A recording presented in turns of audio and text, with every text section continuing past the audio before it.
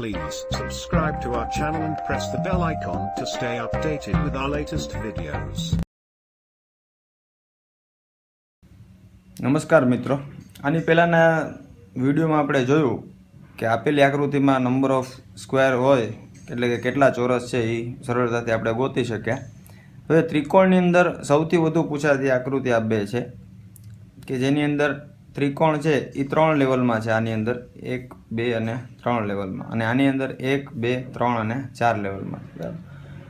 હવે આ આકૃતિ બેઠી પૂછાતી હોય અને વધુ વખત પૂછાતી હોય, આની અંદર એવી કોઈ શોર્ટકટ છે નહીં, પણ આને આપણે યાદ રાખી લેવી પડશે. બરાબર. જ્યારે 3 લેવલવાળું ત્રિકોણ આપેલું હોય અને આની અંદરથી પૂછવામાં આવે કે આની અંદર કેટલા ત્રિકોણ સમાયેલા છે, તો યાદ રાખવાનું છે કે જો 3 લેવલવાળું ત્રિકોણ હોય તો એની અંદર 13 ત્રિકોણ સમાયેલા હોય, અને 4 લેવલવાળું હોય તો એની અંદર 27 ત્રિકોણ સમાયેલા હોય. આ બંને ઘણી વખત પૂછાઈ ગયેલા સવાલ છે.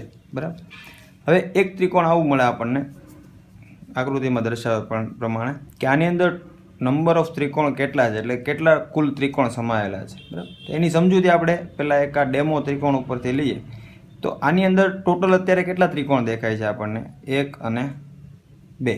બરાબર. તો આવી રીતે લખી શકીએ 1 અને 2 નંબર આપીને આનો ખાલી સરવાળો કરવાનો છે, એટલે કે 2 ને 1, 2 વત્તા 1 બરાબર 3. એટલે કે આ આકૃતિમાં 3 ત્રિકોણ સમાયેલા હશે. જો આ પહેલું ત્રિકોણ, આ બીજું ત્રિકોણ અને મુખ્ય ત્રિકોણ જે છે એ ત્રીજું ત્રિકોણ, એટલે કે આની અંદર 3 ત્રિકોણ સમાયેલા છે. બરાબર. હજી એક નાનું એવું ત્રિકોણ આપણે જાતે દોરવાની ટ્રાય કરીએ.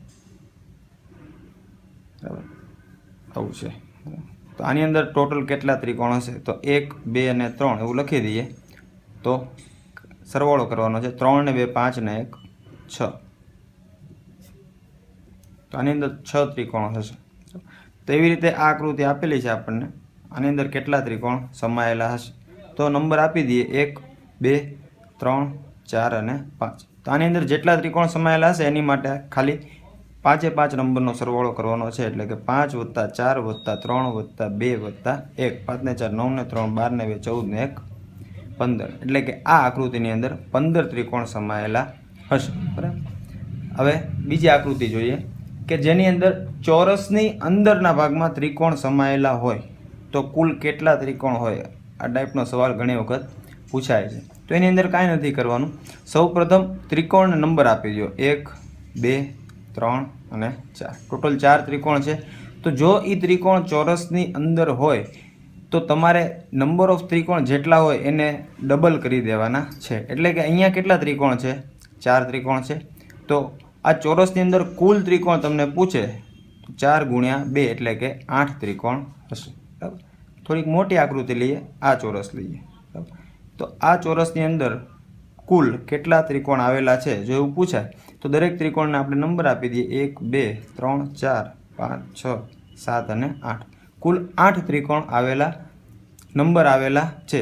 તો તમારે એને ડબલ કરી દેવાના છે, એટલે કે 8 ગુણ્યા 2 એટલે કે 16 ત્રિકોણ આવેલા હશે. બરાબર. આ એની શોર્ટકટ છે.